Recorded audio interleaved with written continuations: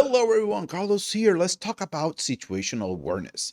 Let's go over how we can enumerate what settings have been applied via the local security policy and the settings that have been applied using group policy objects in Active Directory to set advanced audit settings. Now, this is super important because if you're a red teamer or a pen tester, enumerating these types of controls are going to dictate how fast can you move in that environment and what tools are you going to be using, because these advanced audit settings are going to set the stage. They're, prepping the battle space, if we want to use those fancy words. What is going to happen is that once you set those audit settings, certain actions in the system are going to be logged inside of the event log.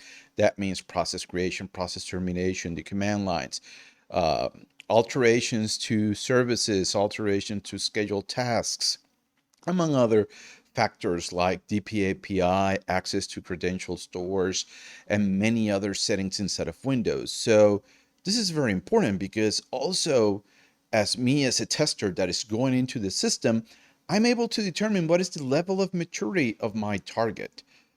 How well are they set up? Because if I see all of these audit settings, they're being stored.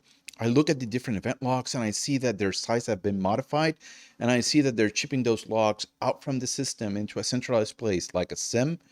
That means that they may have their act together.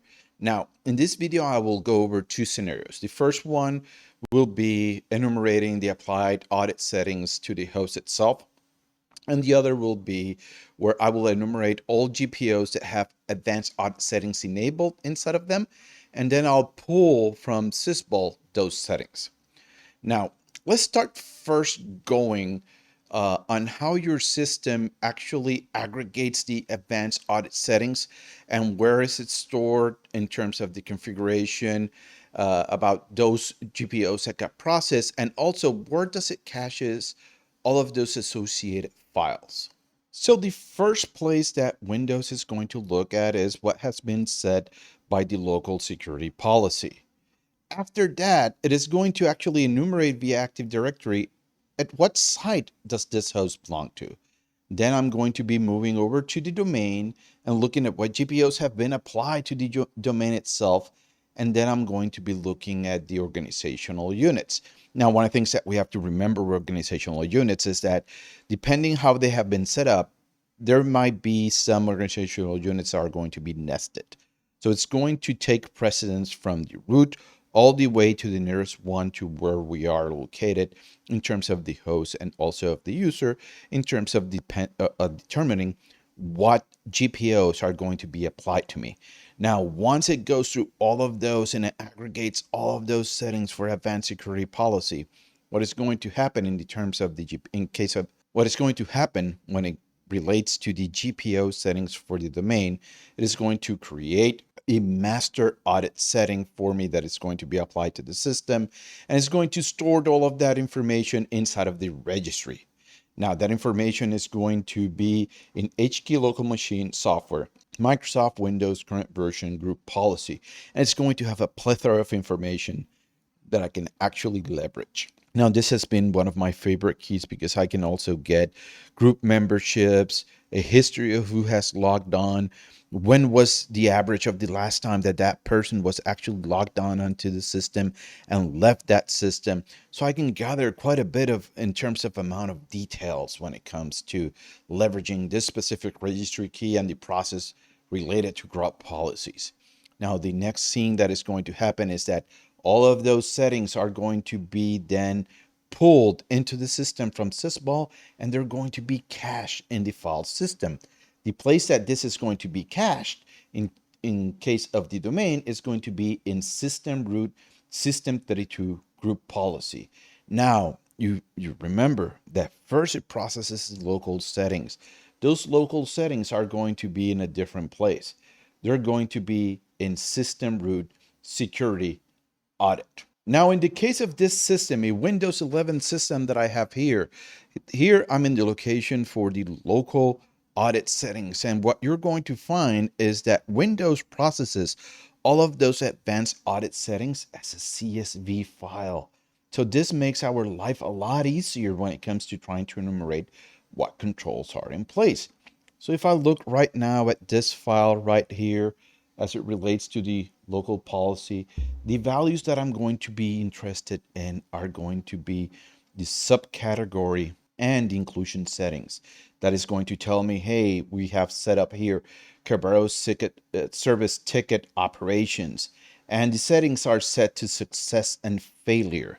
So this is the information I actually need as an operator to be able to make my decisions as to what actions do I want to take. Now, I want to show you how would you go in terms of enumerating everything that it relates to the host itself.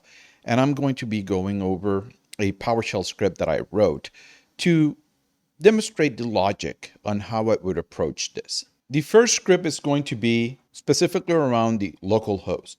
So I'm going to first check if I'm administrator, because it turns out that the local security settings, I can only access that folder and enumerate that audit.csv file if I'm local admin. Now, when it comes to everything that comes via GPOs into the host itself, any authenticated user inside of the system can read those. So first I'm checking here using .NET, several of its classes and methods just to determine, am I a local admin? The value is set to a variable called isAdmin. Now my next action is going to then set a variable called CSV files, where I'm going to accumulate all of the different CSV files that are located into the system. I'm going to have an if statement where I'm going to check if I'm an admin, and then I'm going to enumerate what audit.csv files are located there and add that to my array. Now, when it comes to enumerating all of the ones that have been set via group policy objects, I'm just going to check if the Windows System 32 group policy data store actually exists. Nowadays, we have systems that are joined directly into Azure itself, and we may not have this folder because everything's managed via Intune. So I really like checking if the folder actually exists. Then I'm going to just go in and I'm going to enumerate all of the different audit.csv files that are located inside of that folder itself. I'm going to grab each one of the CSV files, and using import CSV, I'm going to turn them into objects, and then I'm going to focus on the subcategory, the inclusion setting, and also the full name of where that audit.csv is located. That is important to me because that includes the GPO GUID. So later on, if I have access to domain, and this is in case the user may not be connected to Active Directory at the moment, or connected into the corporate network because he's a remote user, I may not have access to Active Directory to then determine in what order were the different GPOs applied. But I'm able to, at the very least, get the information that I need to determine to what GPO does it correspond to via the GUID that references that GPO.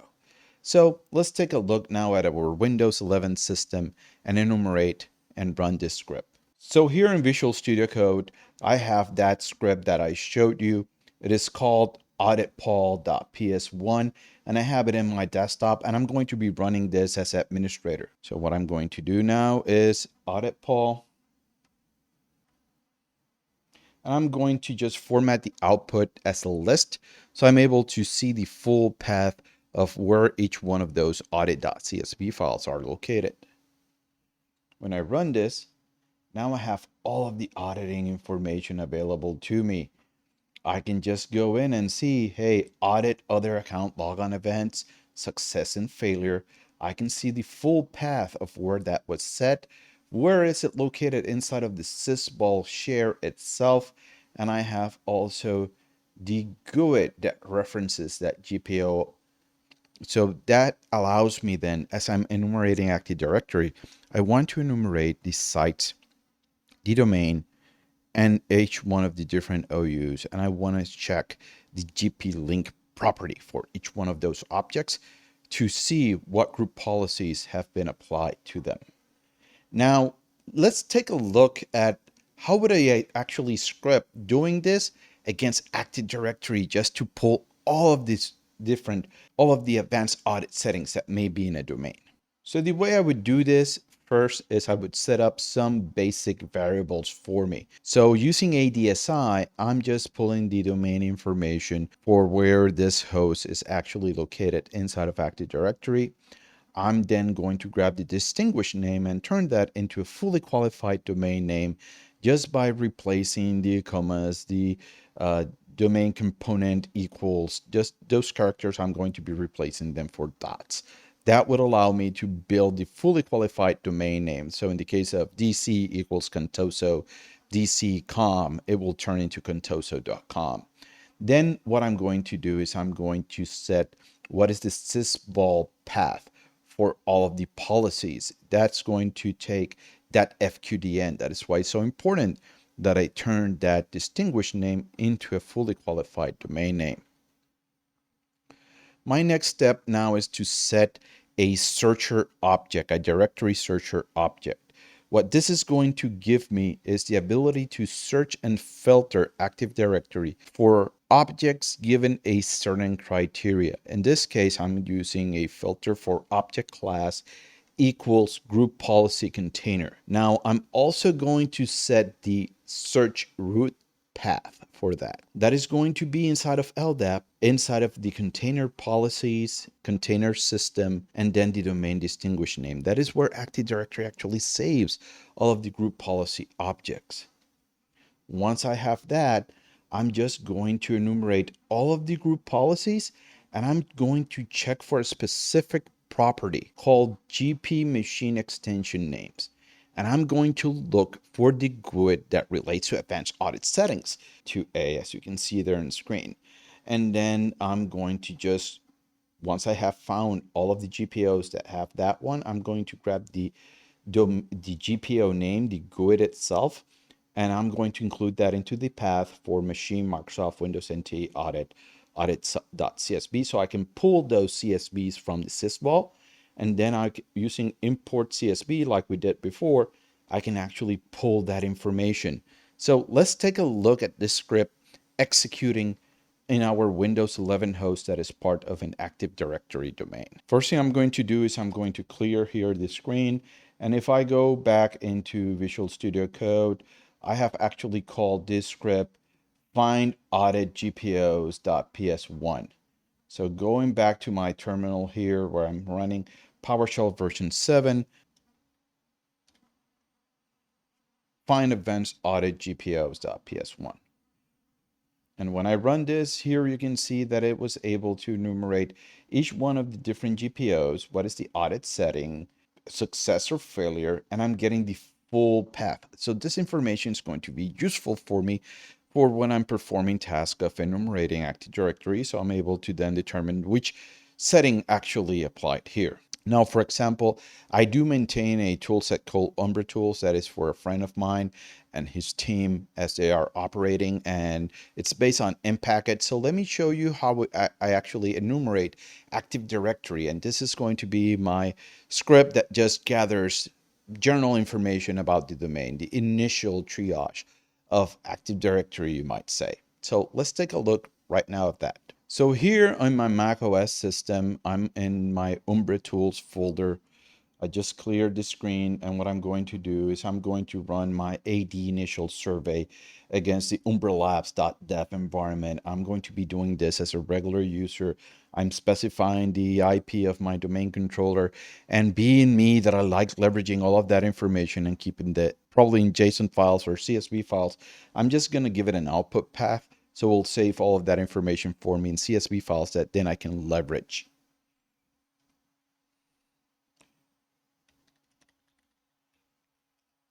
And now that it ran, you can see here that it enumerated all of the OUs. It gave me the full path, the distinguished name of that OU inside of the Active Directory structure. And it's telling me like, hey, these are the GPOs that are linked to it. And it's including the full path of each one of those GPOs. If I go further up, I'm going to see that it also gathered information on each one of the different GPOs, their name, their extensions. And if I keep going up, you will see that it enumerated trusts, and those were saved into a CSV file. It enumerated the site, including the site information, subnets, and if any group policy have been linked to the site, given that those come before the domain itself. And before that, I have here an enumeration of the domain, and I'm also including the GP link. So I'm enumerating all of those group policy objects. So as you can see, having a structured way of enumerating Active Directory, being able to go into the different folders and finding all of that data, it will give you quite a good piece of information in terms of what controls may be in place, what detections may be there. And this will allow you to operate with more confidence. And at the same time, when it comes to reporting, it will give you some guidance where you can go to your customer and say, you know what, you did a good job. You get a star, buddy. You did awesome. Because all of these controls made me operate a bit slower. It made me change some of my TTP, some of my tools that I was using in the environment, and it actually worked. Now, the same thing actually works for also for attackers. They may go in and they may see that there's a bunch of different controls on the box, and this will limit how they will actually operate there. So I hope that you found this video useful, and I'll see you guys in the next one. Thanks. Carlos here from the future. One of the things that I forgot to also show you is that you can actually just modify the regular Impacket GPP search script, and you can add all of the logic for identifying the group policy objects and then pulling the audit.csv files from SYSVOL. I have an example of that for the tool set that I mentioned. So let's take a look at that one. So that script that I wrote is for Umbra Tools is called get GPO audit policies.py. I'm going to run it right now against my test environment here at home. Once I run the script, give it my password. And you can see that it actually enumerated all of the different settings. And I actually included the GPO GUID, the file path, and each one of the different entries. And as always, me being me, I actually like writing all of my scripts where I can have the option of saving the output as a CSV file. This actually allows me then to just leverage better that information. I extended this a bit for my friend, so I can actually just give it a base 64 version of the Kirby. I can just give it a TGT file directly to it that is stored in a CC cache, so I don't have to set the variable. So I modified it for him just to be a bit more operational, and I'm just maintaining it for him and for his crew. So yeah, I just wanted to kind of like share that with you guys, that it is not difficult to just gain this level of situational awareness, and I'll see you in the next video.